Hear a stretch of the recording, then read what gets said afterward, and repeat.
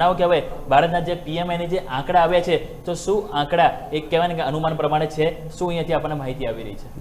Good afternoon નવીક. હવે આપણે જોવા જઈએ તો અહીંયા જે પીએમઆઈના આંકડા આવ્યા છે એ જૂન મહિનાના, તો ખાસ કરીને ત્યાં આગળ થોડીક નબળાઈ જોવા મળી છે. ને આંકડા ઉપર આપણે નજર કરીએ તો જે વૃદ્ધિ દર છે તે 3 મહિનાની નીચી સપાટીએ પહોંચી ગયો છે. ને આપણને ખ્યાલ છે કે તે સમયે થોડોક યુદ્ધનો માહોલ હતો, જે ક્રૂડ હતું તેની થોડીક સમસ્યા હતી, એટલે સપ્લાયને નહીં લેતું. એટલે ઓવરઓલ જોવા જઈએ તો આમાં એક ઘટાડો જે આવવાનો હતો તે અપેક્ષિત હતો. હવે આંકડા ઉપર નજર કરીએ તો જે પીએમઆઈ છે તે ઘટીને 54.2 પર પહોંચી ગયો છે, HSBC મેન્યુફેક્ચરિંગ પીએમઆઈ. તે સિવાય મે મહિનાનો પીએમઆઈ 55 નોંધાયો હતો, એટલે તેની સામે 54.2 એટલે 0.8%નો અહીંયા ઘટાડો બતાવે છે. તે સિવાય જોઈએ તો નવા જે ઓર્ડર છે તેની અંદરમાં 2 વર્ષનું સૌથી નબળું એક વૃદ્ધિ જોવા મળી છે, એટલે એ વધ્યું છે પરંતુ 2 વર્ષમાં સૌથી ઓછી વૃદ્ધિ જોવા મળી છે.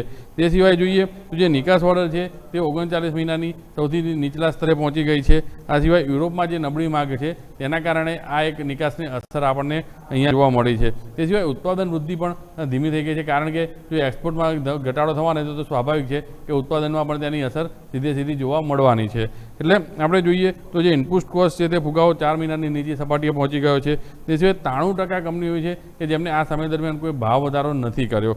અને જોઈએ તો 97% કંપનીઓમાં કર્મચારીઓની સંખ્યા સ્થિર રહી છે, એટલે કે ત્યાં વધારો પણ નથી થયો અને ઘટાડો પણ નથી થયો. એટલે યુદ્ધની સ્થિતિમાં જે એક નોકરીઓ જવાનો ભય હતો તે ઓછો રહ્યો છે, અને 97% જેટલી કંપનીઓમાં જે કર્મચારીઓ છે તેમની સંખ્યા એક સ્થિર જોવા મળી છે. એટલે આ ઓવરઓલ આંકડા જોઈએ તો અહીંયા એક થોડો આપણે બીજા મહિનાઓની સરખામણીમાં થોડીક નરમાશ રહી હોય તેવો સંકેત મળી રહ્યો છે.